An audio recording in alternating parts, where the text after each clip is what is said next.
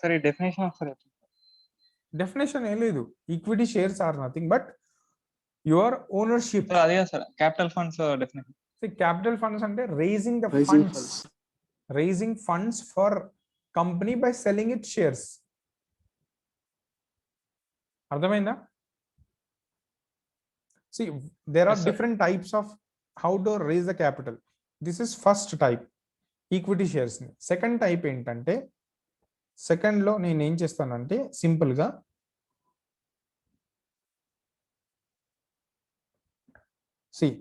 Second లో నేను ఏం చేస్తానంటే సింపుల్ గా ఒక పేపర్, అంటే నాకు ఇంకా డబ్బులు సరిపోలేదు, డబ్బులు కావాలంటే నేనేం చేస్తానంటే సెక్యూరిటీస్, ఇప్పుడు సెక్యూరిటీస్ ఉన్నాయి, signed by company secretary sign చేసి ఇలా ఒక క్రియేట్ చేశాను. ఏమని, 1000 rupees at the rate of 8% interest rate for 10 years. ఇది దీస్ ఆర్ కాల్డ్ యాజ్. ఇప్పుడు ఈ పేపర్ని బయటి ఆప్షన్కి పెట్టా. వివేక్ వచ్చి కొనుక్కున్నాడు ఈ పేపర్ని. ఎవరు కొన్నారు? వివేక్ వచ్చి కొనుక్కున్నాడు. ఓకే, ఇప్పుడు Vivek is not a ownership in your company, but this is called as a debentures అంటారు. అర్థమైందా? These are called debentures. Loan అంటే వివేక్ దగ్గర నువ్వు లోన్ తీసుకుంటున్నావు. ఈ ప్రైవేట్ కంపెనీస్ ఇస్తాయి సార్ డిబెంచర్స్? ప్రైవేట్ కంపెనీస్ ఇస్తాయి సార్? ఇస్తాయి sir. Private company securities purchase చేయాలంటే ఆర్బీఐ యాక్ట్ కింద ఉండాలి అన్నారు. సిబి దగ్గరికి వెళ్ళాలి. ఈ సెక్యూరిటీస్ కావాలంటే సిబి దగ్గరికి వెళ్ళాలి. అన్ని సెక్యూరిటీస్ కి సిబి దగ్గర, సిబిఏ ఆల్ ది సెక్యూరిటీస్, ఈ షేర్ మార్కెట్ అంతా సిబి. అర్థమైందా? Yes or no? ఇప్పుడు డిబెంచర్స్ లాగా వివేక్ కొనుక్కున్నాడు. అండ్ వివేక్ కి విక్రమ్ ఏం చెప్పాడంటే 10 సంవత్సరాల తర్వాత రా, నీకు 1000 రూపాయలు ఇస్తాను, 1000 రూపాయలు ప్లస్ ఇంట్రెస్ట్ రేట్ తర్వాత ఇస్తానని చెప్తాడు. అయితే వివేక్ అన్నాడు ఓకే ఫైన్ వెరీ గుడ్ అని. వివేక్ ఏం చేశాడు, 1000 రూపాయలు ఇచ్చేసి ఆ డిబెంచర్ తీసుకున్నాడు. 5 సంవత్సరాలు అయిపోయింది. Okay, and every year he's paying interest. Every year he's paying 8% interest. 1 year gone, 2 years gone, 5 years gone, 7 years gone, 8 years gone, now 10th year. ఇప్పుడు 10th year లో వివేక్ దగ్గరకు వచ్చి విక్రమ్ మళ్ళీ వివేక్ అదే డిబెంచర్ తీసుకొని వచ్చి విక్రమ్ దగ్గరకు వచ్చాడు. బాబు, నువ్వు ప్రతి నెల డబ్బులు, అదే ప్రతి సంవత్సరం ఇంత ఇంట్రెస్ట్ సెక్యూరిటీ, నీ సెక్యూరిటీ నువ్వు తీసుకుని నాకు డబ్బులు ఇచ్చే అంటాడు. ఇప్పుడు విక్రమ్ ఏమంటాడంటే, వివేక్ ఒక పని చేద్దాం, ఇప్పటి వరకు నువ్వు నాన్ పర్మనెంట్గా ఉన్నావు. Okay, non permanent. ఓకే, ఇప్పుడు నిన్ను right, it is a non పర్మనెంట్గా ఉన్నావు, కానీ నేను ఇప్పుడు వివేక్ని పర్మనెంట్ చేయాలనుకుంటున్నాను. What do you say Vivek అని విక్రమ్ అడుగుతాడు. Permanent in this company. Permanent అంటే ఏంటి? ఓనర్షిప్ కావాలంటే ఏం చేయాలి? ఈక్విటీస్ ఇవ్వాలి, అవునా కదా? Equity shares. అయితే ఈ డిబెంచర్ని నేను ఈక్విటీ షేర్లో విక్రమ్ ఏం చేశాడంటే, ఇప్పటి నుంచి Vivek you are not going to be non permanent, but you are going to be a permanent from now. అర్థమైందా కాలేదా? So I want to change your share market value to from non permanent to permanent. అర్థమైందా కాలేదా? So here it will be a permanent equity shares. అంటే వివేక్ కూడా ownership, ఇప్పుడు he is also having ownership in the company. Tell me yes or no. Understood? Yes sir. అయితే ఇప్పుడు నేనేమంటున్నానంటే జాగ్రత్తగా వినండి. ఇంతకుముందు అది పర్మనెంట్ కదా, అంటే విక్రమ్కి తెలుసు ఏమని, ఈ నాన్ పర్మనెంట్ కదా వివేక్ ఇచ్చిందంతా. ఇప్పుడు విక్రమ్కి తెలుసు ఏమని, 10 సంవత్సరాల తర్వాత వివేక్ వస్తాడు, వచ్చినప్పుడు ఎలాగో నేను అతన్ని నాన్ పర్మనెంట్ నుంచి పర్మనెంట్ చేయబోతున్నాను. విక్రమ్కి తెలుసా తెలియదా?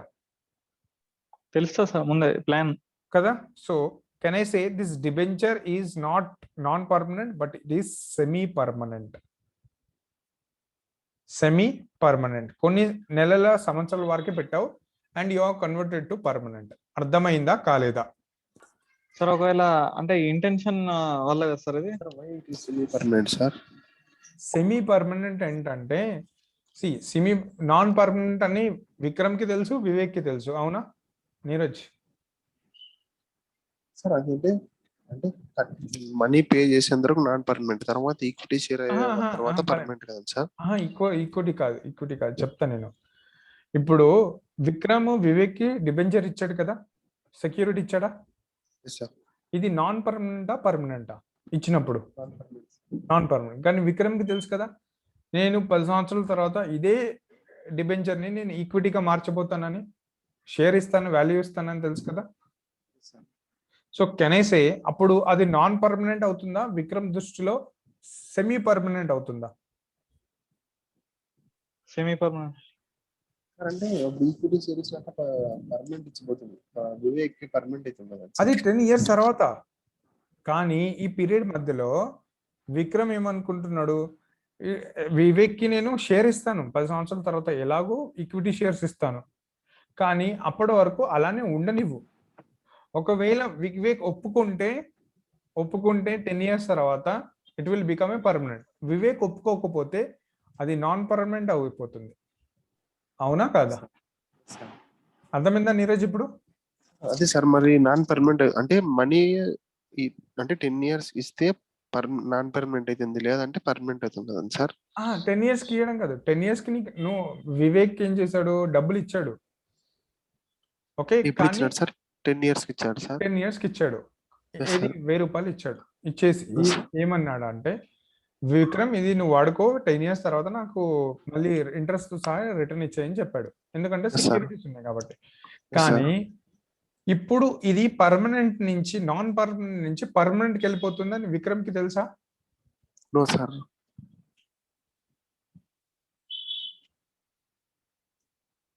అంటే ఇప్పుడు విక్రమ్ డబ్బులు ఉండవు కాబట్టి విక్రమ్ కి 10 సంవత్సరాల తర్వాత దీన్ని నేను పర్మనెంట్ చేయబోతున్నానని తెలుసా తెలీదా? అంటే 10 years తీరా తెలుస్తుంది సార్ విక్రమ్ కి. తెలుసు. విక్రమ్ కి ఎందుకు తెలియదు? విక్రమ్ చెప్తాడు, ఎలా అయినా మా ఫ్రెండే కాబట్టి నేను పర్మనెంట్ చేసేస్తాను అని. Yes sir. If not interested they will give you back. ఇప్పుడు అంటే డబ్బులు ఇవ్వడం ఇంట్రెస్ట్ లేకపోతే ఇట్లా చేస్తారు కదా sir?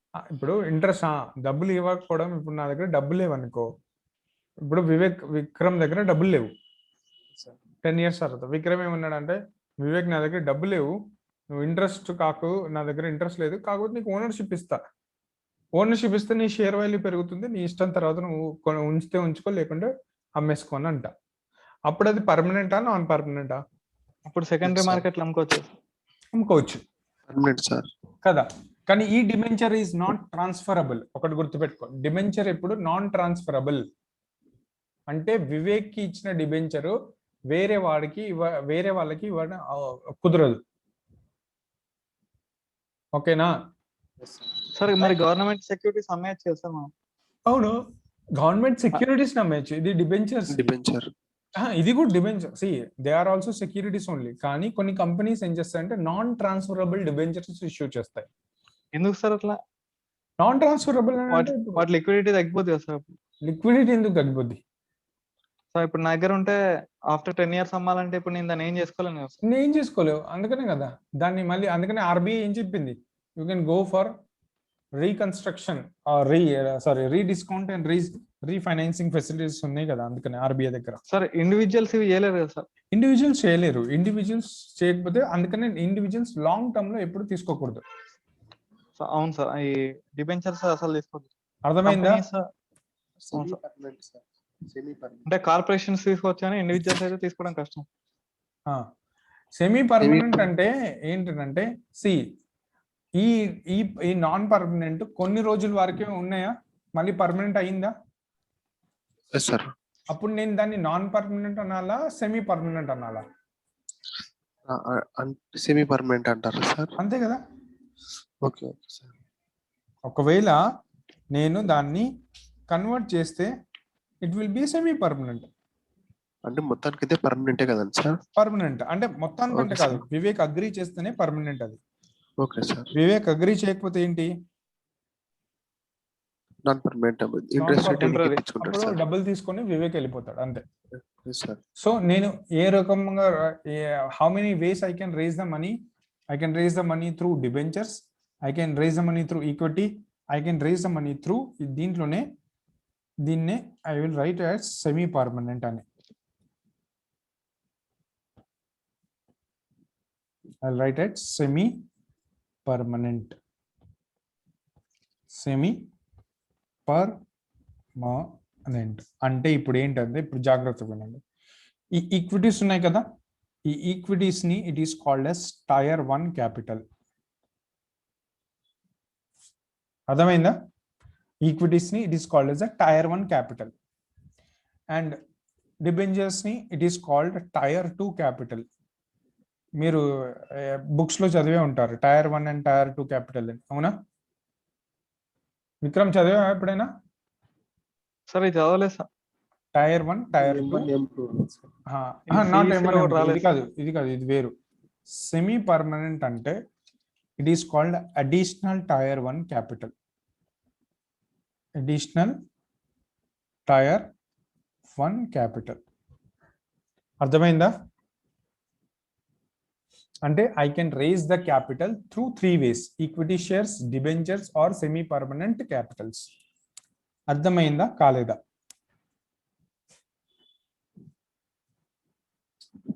Tyre 2 is debentures non permanent. Sir tier 3 tier 4 లేదు. టైర్ 3 టైర్ 4 లేవు, only tier 1 tier 2 additional tier 1.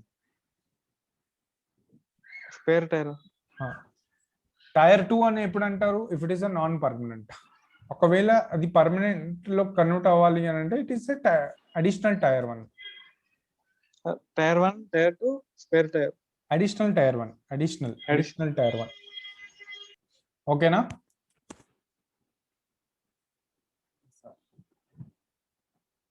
Any doubt?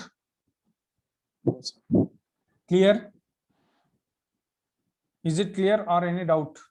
Tier 1 is equity shares. Equity shares ni tier 1 antar. Okay. See, I can raise the money 3 forms. First is equity shares. Na shares value మొత్తానికి అమ్మేసి మీకు మీ అందరికి కంపెనీలో shares ఇస్తా. Second ownership ఇస్తా. Second is debentures, securities ని పెట్టి డబ్బులు తీసుకోవచ్చు. మూడోది I can change that securities into permanent basis. అర్థమైందా కాలేదా? Any doubt? Clear this sir one? Intraday trading అయ్యాను ఇట్లా. ఇంట్రాడే ట్రేడింగ్ కమోడిటీస్ సార్ ఇవి ఉంటాయి సార్ ట్రేడింగ్ లో. ట్రేడింగ్ కమోడిటీస్ అవి నేను తర్వాత చెప్తాను. ఇది ట్రేడింగ్ కమోడిటీస్ అంటున్నాను. I will tell you that later. Stock market లో వస్తాయి క్యాపిటల్ మార్కెట్ లో చెప్తా. ఇప్పుడు వరకు అయితే అర్థమైందా కాలేదా? ఇది అంతే, right? So now you see here. Now this one is over. ఇది అన్పేడ్ క్యాపిటల్ ఫండ్ అయిపోయింది. ఇప్పుడు will see risk weighted assets. Risk weighted assets అంటే ఏంటో చూద్దాం. See risk weighted assets. What are the risk weighted assets? See, listen carefully. Now under this risk weighted assets, first suppose my company is giving or my bank is giving loans to different people. Like for example, personal loans icha. Okay. Now second is automobile loans ఇచ్చా. Third is home loans ఇచ్చా. Fourth is vehicle loans or automobile loans అని ఒకటే. Business loans తీసుకున్నాం, business loans. Fifth is education loans. ఇంకేమున్నాయి? Okay 5. Online loans ఏం లేవులే. సరే, personal loan 10,000 కోట్లు ఇచ్చా నా bank, 10,000 crores. Automobile loan 20,000 crores. Home loan ఒక 40,000 crores. బిజినెస్ లోన్ అరౌండ్ ఒక 50,000 crores ఇచ్చా. And education loans around 20,000 crores I have gave. What is the total number? ఎంత 120 50 90 50 90 100 100 140. 140 సరే ఇది 30 వేసుకో 150 crores అయినాయి అవునా 150,000 crores అయినాయి నా ఇది ఇంత. ఇప్పుడు దీంట్లో హైలీ దేనికి రిస్క్ ఎక్కువ దేనికి personal loans, education. highly risk loans are, can I say, personal loans and your education loans. Yes. So suppose this is my risky, high chance of, can I say, high chance of default personal Risk loans. index. అవునా కదా high chance of default కదా. Yes, Yes, tell me. Suppose ఈ personal loans లో 20% or 50% has been defaulted. ఎంతైంది 50% of 1000 10,000 5,000 crores. 5,000 crores. ఇప్పుడు automobiles లో because automobile we can sell and we can also recover, I can say 10% or 20% defaulted. ఎంత 20% of 20 CSAT చేయాలి fast. So 2,000. 4,000 2,000 4,000. 4,000 crores. Now home loans defaulted 10% only. How much? 4,000. 4,000. But business loans 30% default అవ్వచ్చు. ఎంత 15,000 crores. Education, it is highly defaulted, so again 60%. it is 40%. 40 120. So what is the total here? 5 4 15 27 24 27 plus 5 27 plus 5 32 32 plus 8 40. అంటే 40,000 crores it can be defaulted. Risk, these are risk weighted assets. అర్థమైందా? Yes or no? 40,000 Yes, sir. I have to, this is the risk I have calculated. అంటే నా total loans లో 40,000 లోన్లు risk లో ఉన్నాయి. అయితే ఇప్పుడు what is capital adequacy ratio? Total capital funds by the risk weighted assets, అంతే కదా? Risk weighted assets. Suppose my company is generating around 360 or 540 crores ఉన్నాయి. ఓకే, క్యాపిటల్ రూపంలో 540 crores వస్తున్నాయి. ఓకే, డిపాజిట్స్ వేరు, డిపాజిట్స్ కాదు. We're not calculating deposits here, we're calculating only capital. అంటే నా company shares ద్వారా ఇంకా వేరే రూపంలో ఎలాంటి మనీ తీసుకొచ్చిందో capital, that is called capital fund. That is 540 crores. 540 crores by 40,000 అనుకో, ఎంత వచ్చింది చెప్పండి? 540 by 40,000. Tell me here into 100. ఈ రెండు ఓకే. 54 by 54 కాదు కానీ 436. ఓకే, సింపుల్ 3,600 crores పెట్టుకుందాం. ఓకే, సో దిస్ టోటల్ గా 9% రావాలి. ఏం చేయాలో చెప్పండి? 40కి పైన ఎంత వేస్తే వస్తుంది? 360.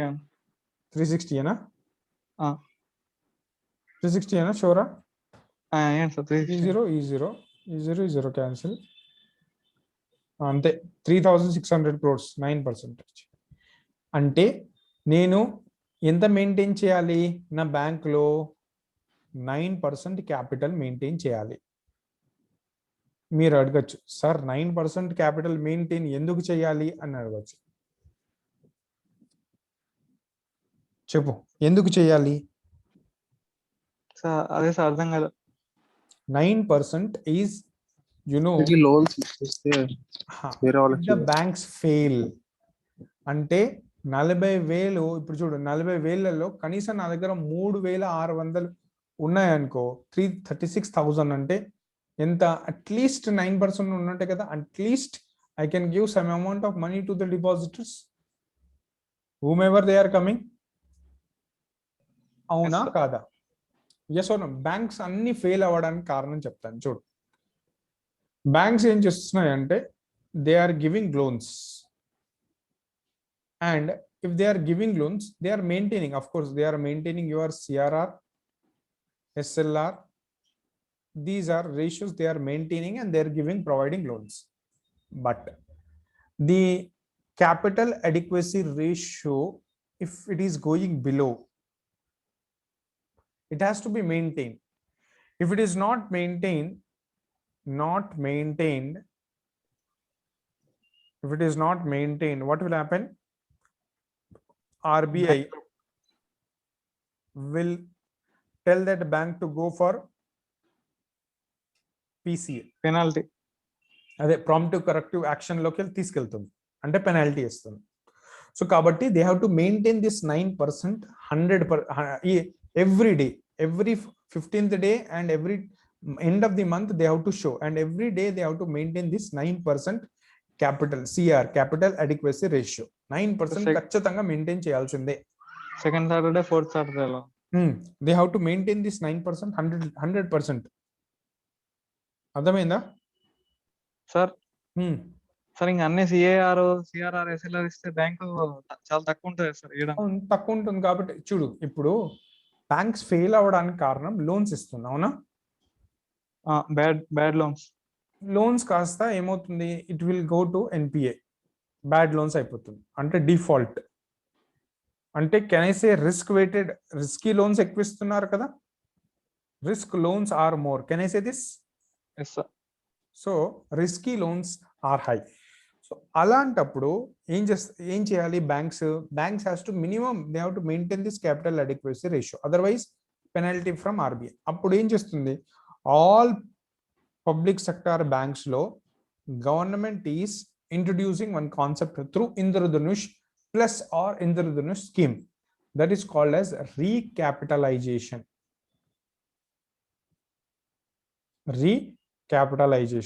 అవునా కాదా? Yes or no? Last year 70,000 crores of recapitalization was introduced into public sector banks by the government of India. PSB అంటే ఏంటి సార్? ఏంటి PSB అంటే ఏంటి sir? Public sector banks, commercial, all which are handed over by the government. అంటే PSB అంటే more than 51% share is in the hands of government. Sir ఎవరు recapitalisation చేశారు sir? Government చేసింది, గవర్నమెంట్ ఆఫ్ ఇండియా. అంటే banks కి ఇచ్చిందా sir? Banks కి ఇచ్చింది. ఎందుకు? To maintain the CR interest ఇవ్వాలా సార్ మళ్ళీ గవర్నమెంట్ కి? ఎందుకు ఇవ్వాలి? అది బ్యాంక్ ఇప్పుడు ఓనర్ ఎవరు? గవర్నమెంట్ మెయింటైన్ చేయకపోతే ఏమవుతుంది? ఇప్పుడు SBI ఓనర్ ఎవరు? గవర్నమెంట్ కదా. అంటే గవర్నమెంట్ మెయింటైన్ చేయాలా ఈ CAR ని? ఇప్పుడు CR తగ్గుతుంది అనుకో, క్యాపిటల్ పెంచాలి కదా.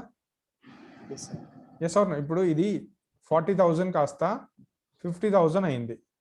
ఇప్పుడు ఏమవుతుంది? ఈ రెండు ఒక్క నిమిషం నీరజ్, లెట్ మీ 0 క్యాన్సిల్, ఈ 0 క్యాన్సిల్. ఓకే, 36/5 ఎంత? 5 7 35.2, 7.2% అయిపోయింది కదా. మరి ఇది 9% రావాలంటే ఏం చేయాలి? I have to infuse capital వేయాలి కదా, దీంట్లో డబ్బులు వేయాలా? అప్పుడే ఇది 9కి వస్తుంది కదా. సో ఎవరు వేస్తున్నారు డబ్బులు? రీక్యాపిటలైజేషన్ ద్వారా గవర్నమెంట్ ఇస్తుంది. అర్థమైందా కాలేదా?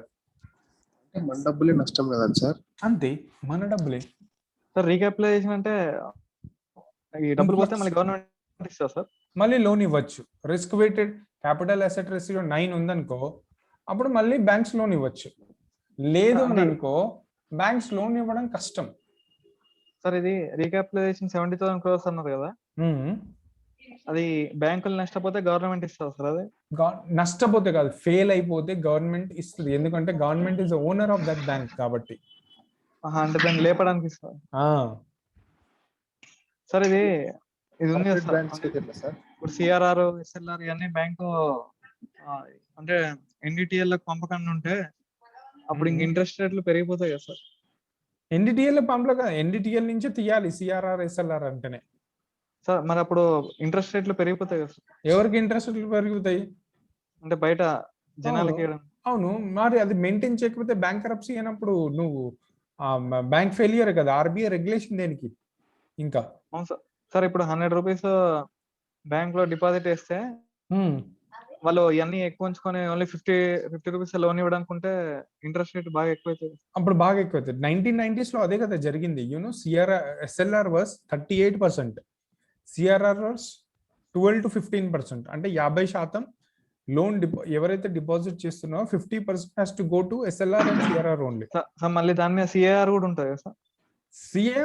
సిఆర్ మెయింటైన్ చేయడం, రేషియోని మెయింటైన్ చేయడం. అంటే ఇప్పుడు ఫర్ ఎగ్జాంపుల్ నువ్వు బ్యాంక్ పెట్టినావు అనుకో, స్టార్టింగ్ ఒక బ్యాంక్ పెట్టినా, బ్యాంక్ లో నీకు 3,600 కోట్లు ఇచ్చినావు ఉన్నాయి. అది ఎలా? Through debentures, through securities or through capital, అంటే ఈక్విటీ షేర్స్ ద్వారా 3,600 కోట్లు ఉన్నాయి అనుకో. అంటే డిపాజిట్స్ తో కాదా అది? డిపాజిట్స్ తో కాదు అది. అందుకనే అన్నాను, నువ్వు బ్యాంక్ స్టార్ట్ చేసినావు, ఈ బ్యాంక్ లో నీ ఓనర్షిప్ విక్రమ్ అనే ఓనర్షిప్ ప్లస్ అదర్స్, మీ ఫ్రెండ్స్ వివేక్, నీరజ్, అజయ్ వీళ్ళందరూ కలిసి బ్యాంక్ స్టార్ట్ చేసిళ్ళు. బ్యాంక్ లో 3,600 కోట్లు ఉన్నాయి ఇప్పుడు కెనేసే రిస్క్ సిఆర్ అంటే ఏంటి? యువర్ హౌ మచ్ 3,600/0, ఎందుకంటే మీరు లోన్ ఇవ్వలేదు కాబట్టి. అంటే ఏంటి? యు ఆర్ మెయింటైనింగ్ 3,600%, అంతే కదా. ఇన్ఫినిటీ అంటే లోన్ ఇవ్వలేదు అనుకో, అంటే 100% నువ్వు 9% కంటే ఎక్కువ మెయింటైన్ చేస్తున్నావా చేయట్లేదా? చేస్తున్నావు కదా. 9% కంటే ఎక్కువ మెయింటైన్ చేయట్లేదా? మెయింటైన్ చేస్తున్నావు కదా. అంటే నువ్వు మెయింటైన్ చేస్తావు. ఇప్పుడు చూడు ఏమవుతుంది, నేను వచ్చి బ్యాంక్ లో డిపాజిట్ చేస్తా, డిపాజిటెడ్. ఇప్పుడు నువ్వేం చేస్తావు? ఇంట్రెస్ట్ ఇవ్వాలి కదా, నాకు 4% ఇంట్రెస్ట్ ఇవ్వాలి. అంటే ఏం చేయాలి? బ్యాంకు ఇప్పుడు లోన్ ఇవ్వాలి. లోన్ ఇచ్చినప్పుడు రిస్క్ ఇప్పుడు స్టార్ట్ అయితే చూడు. ఇప్పుడు 3,600లో ఇప్పుడు లోన్స్ ఇచ్చావు. నేను ఫర్ ఎగ్జాంపుల్ 2,000 crores డిపాజిట్ చేసిన, దాంట్లో ఎస్ఎల్ఆర్ ఇవన్నీ తీసేసి ఒక 1,500 crores లోన్ ఇచ్చావు అనుకో. 1,500 crores లోన్ ఇచ్చావు. ఈ 1,500 crores లో రిస్క్ వెయిటెడ్ అసెట్స్ క్యాలిక్యులేట్ చేసావు నువ్వు. ఎంత? 50% అనుకో, అంటే 750 crores. ఇప్పుడు 3,600/750 ఎంత? ఇంటూ 750 బ్యాంకే భరించాలి కదా. 750 crores అంటే ఇది రిస్క్ అసెట్ చేసావు నువ్వు. అంటే రిస్క్ వెయిటెడ్ అసెట్స్ ఇంత ఉన్నాయి, అంటే ఇంత రావచ్చు. భారం అంతా బ్యాంక్ మీద పడుతుంది కదా సార్. బ్యాంక్ మీదనే లయబిలిటీ. ఇప్పుడు చూడు, ఒక లోన్ ఇచ్చావు. నా ఎడ్యుకేషన్ లోన్ లో 1,500 కోట్లు ఇస్తే దాంట్లో 750 కోట్లు రిస్క్ వెయిటెడ్ అసెట్స్. రిస్క్ అంటే నువ్వు క్యాలిక్యులేట్ చేస్తావు ఇంత రిస్క్ వెయిట్ ఉందా. ఇప్పుడు చూడు 75 0 5 2s 5 1s 5 3 15. సో ఇది 39 వేసుకో. 3 అప్పుడు 13 2s 13 3s 300. అంటే 600% యూ హ్యావ్ మెయింటైనింగ్. అంటే నువ్వు ఇది 750 రిస్క్ వెయిటెడ్ అసెట్స్ పెరుగుతున్న కొద్దీ ఇది దిస్ వన్ పెరుగుతున్న కొద్దీ ఏమవుతుంది? ఇన్ని పర్సెంటేజ్ తగ్గుతుంది ఇక్కడ అలా. So total risk weighted assets your percentage will reduce in this case. అర్థమైందా కాలేదా? Right, clear? Any doubt? Sir CRR SLR ఎప్పుడైనా 50% రీచ్ అయిందా సార్? సిఆర్ఆర్ ఎస్ఎల్ఆర్ ఎప్పుడైనా 50% రీచ్ అయ్యిందా సార్? 1991 కన్నా ముందు 50% ఉండే. సార్ అప్పుడు ఏం చేసిందో తగ్గించిందా? అప్పుడు ఇంట్రెస్ట్ రేట్ చాలా పెరుగు. అప్పుడు ఇంట్రెస్ట్ రేట్ 6% 7% కాదు. అప్పుడు ఇంట్రెస్ట్ రేట్ 15% 25% 30% ఇంట్రెస్ట్ రేట్. అప్పుడు ఎవరు తీసుకునే వాళ్ళు కాదు. అప్పుడు మనం డబ్బులు ఇస్తే మనకి మనకు వచ్చేది కావు, అంటే బ్యాంక్ లో డిపాజిట్ చేస్తే కావు. ఎందుకంటే మనం ట్రస్ట్ ఉండే వాళ్ళం కాదు. బ్యాంక్ లో కంటే మనం సూట్ కేసులో దాచి పెట్టుకునే వాళ్ళం. అందుకే దొంగతనాలు ఎక్కువ అయ్యాయి అప్పుడు. అంటే బ్యాంక్ మీద ట్రస్ట్ లేకపోయేది. లేదు. అంటే ఎకానమీకి క్రైమ్ కి ఇక్కడ రిలేషన్ ఉంటుంది. క్రైమ్ కి ఎకానమీకి రిలేషన్ కూడా పెట్టుకోవచ్చు. Okay, any doubt?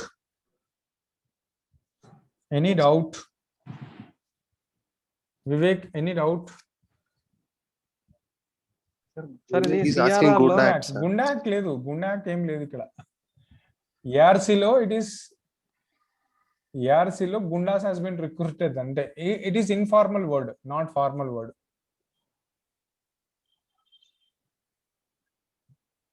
Gunda Act is different totally.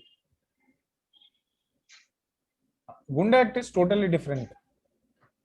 Okay, చెప్పు విక్రమ్. సార్ ఇది సిఆర్ఆర్ ఉంది కదా సార్. అవును.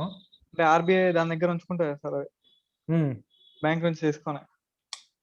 బ్యాంక్ నుంచి అంటే బ్యాంక్ దగ్గర నుంచి అమౌంట్ ఆర్బీఐ దగ్గర ఉంచుతారు కదా సార్. అవును. అప్పుడు ఇంట్రెస్ట్ రేట్ తో కలిపి రిటర్న్ చేస్తారు సార్. నాకు అర్థం కాలేదు, మళ్ళీ 1 సెకండ్. అంటే ఇప్పుడు ఇంట్రెస్ట్ రేట్ యాడ్ అవుతుంది అని అడుగుతారు సార్. సిఆర్ఆర్ మీద ఎలాంటి ఇంట్రెస్ట్ రేట్స్ ఇవ్వరు. ఎస్ఎల్ఆర్ మీద అది కూడా గవర్నమెంట్ సెక్యూరిటీస్ ని నువ్వు పెట్టుకుంటేనే గవర్నమెంట్ ఇంట్రెస్ట్ రేట్ ఇస్తుంది, అంతే. సిఆర్ఆర్ మీద ఎస్ఎల్ఆర్ మీద ఎలాంటి ఇంట్రెస్ట్ రేట్ ఉండవు. Only banks, if they keep government securities in form of SLR, by giving the cash from SLR to the government, then the government will provide the security interest rates. One year. Neeraj అడుగు. Sir SLR నుంచి government securities purchase చేయొచ్చా sir? ఇప్పుడు SLR లో ఏంటి, government securities, cash, gold, ఈ 3 ఉండాలి. Cash పెట్టుకున్నాం అనుకో ఇంట్రెస్ట్ వస్తుందా బ్యాంక్ కి? గవర్నమెంట్ సెక్యూరిటీస్ కొంటారా సార్? అప్పుడు ఏం చేస్తారంటే ఈ క్యాష్ గవర్నమెంట్ తీసుకొని గవర్నమెంట్ సెక్యూరిటీస్ వీళ్ళకి ఇస్తారు. ఇప్పుడు గవర్నమెంట్ ఏం చేస్తుంది, గవర్నమెంట్ వీళ్ళకు డబ్బులు ఇస్తుంది ఇంట్రెస్ట్ రేట్ అలా. విక్రమ్ సార్ అంటే బ్యాంకుకి ఈ విధంగా చాలా లాసులు వస్తున్నాయి కదా సార్. లాసులు వస్తాయి, అందుకనే కదా ఇప్పుడు సిఆర్ మెయింటైన్ చేయకపోతే కూడా ప్రాబ్లం అయ్యి రీక్యాపిటలైజేషన్ చేస్తుంది గవర్నమెంట్. అవును సార్. అర్థమైందా? గవర్నమెంట్ ఏం చేస్తుందంటే ఈ 70,000 కోట్లు ఉన్నాయి చూసావా, ఈ 70,000 కోట్లు not in the form of money. Government ఏం చేస్తుందంటే బాండ్స్ జనరేట్ చేస్తుంది, రీక్యాపిటలైజేషన్ బాండ్స్ అంటారు. ఈ బాండ్స్ ని పబ్లిక్ లోకి అమ్మింది. Through banks sir? Through them only, through company, ఒక కంపెనీ ద్వారా, త్రూ బ్యాంక్స్ ద్వారా. ఈ పబ్లిక్ వాళ్ళు ఏం చేశారు, ఈ బాండ్స్ ని కొన్నారు, డబ్బులు మాత్రం గవర్నమెంట్ కి ఇచ్చారు. ఈ గవర్నమెంట్ ఏం చేసింది, తీసుకుపోయి బ్యాంక్ లో పెట్టింది. That is called recapitalisation bonds. Sir మళ్ళీ రీపేమెంట్ ఎవరు ఇస్తారు సార్? చేస్తారు, గవర్నమెంటే చేస్తుంది after 10 years. So private banks కి ఉండవు సార్? ప్రైవేట్ బ్యాంక్స్ కూడా ఉంటుంది గవర్నమెంట్, అది కానీ ప్రైవేట్ బ్యాంక్స్ కి గవర్నమెంట్ షేర్స్ లేవు కాబట్టి గవర్నమెంట్ ఇవ్వరు, వాళ్ళే జనరేట్ చేసుకోవాలి. ఇప్పుడు నువ్వు అనుకో, నువ్వే తీసుకురావాలి, ఎక్కడి నుంచి అయినా తీసుకురావాలి డబ్బులు. బ్యాంకింగ్ ఎస్ బ్యాంక్ ఉంది, ఎస్ బ్యాంక్ హ్యాస్ ఫెయిల్డ్, అవునా? It is not failed and it is under PCA, అంటే ఇట్ ఈస్ అ ఫెయిలియర్. ఇప్పుడు bank, Yes Bank is totally private bank, అవునా? సో ఇప్పుడు దీంట్లో ఓనర్షిప్ ఎవరు? Private people. ఓనర్షిప్ ఎవరిది? Private entity. Deposits public. అవును, ప్రైవేట్ ఎంటిటీ. ఒక పర్సన్, ఇప్పుడు ఫర్ ఎగ్జాంపుల్ ABCD ఉన్నాడు అనుకో ఓనర్. ఇప్పుడు సిఆర్ ఉంది, capital by total risk weighted assets, ఇలా ఉన్నాయి అనుకో. ఇప్పుడు ఇది 7% ఉంది. ఇప్పుడు ఈ క్యాపిటల్ ని ఎవరు తీసుకురావాలి, గవర్నమెంటా ప్రైవేటా? ABCD వాళ్ళ? ప్రైవేట్ తెచ్చుకోలేదు సార్. అవును, అంటే ABCD పర్సన్సే తీసుకొచ్చుకోవాలి. ఎలా తీసుకొచ్చుకుంటారు? మళ్ళీ డిబెంచర్స్ అమ్మి, ఈక్విటీస్ అమ్మి, షేర్స్ అమ్మి, అలా. Semi permanent. Okay, semi permanent, what ever maybe. they have to raise the money through market. Okay, understood now? What is CR? Yes sir. Just write that. Yes sir. CR is the ratio, CAR is the ratio that ensures the stability that ensures the stability, comma, soundness and the strength of any financial institute, and strength of any financial institute.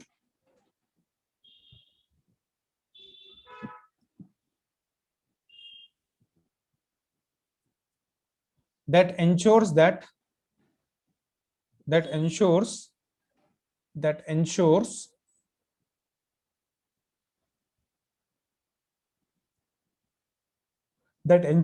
that it is able to withstand reasonable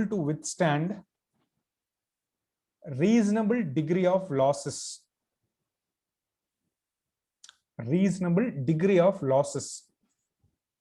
మళ్ళీ చెప్పాలా? CR is a ratio that ensures stability, comma, soundness and strength of any financial institute. Full stop.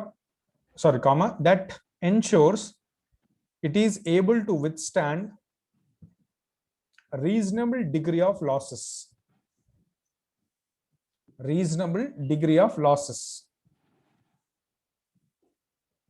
This ratio is given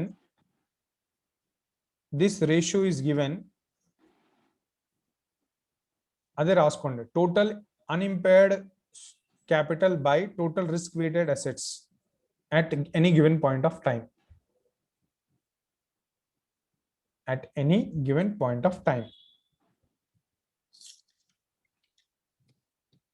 Okay, next line. As per RBI, this ratio needs to be